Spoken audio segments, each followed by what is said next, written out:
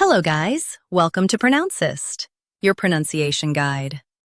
Today we will learn how to pronounce the word shown on the screen, blasphemy. Both US and UK have the same pronunciation of this word. Stress blah. Keep sf soft, then me clear. Blasphemy, blasphemy. Stress blah. Keep sf soft, then me clear. Blasphemy. Now read the syllables shown on the screen naturally. Blasphemy. Stress blah.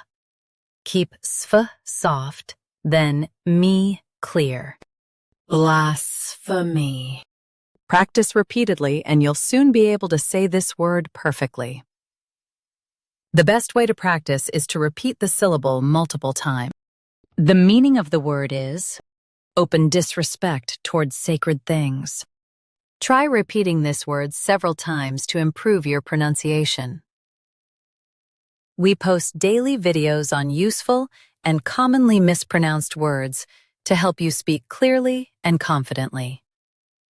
Save this video and subscribe to Pronouncist for more pronunciation guides. Thanks for watching us.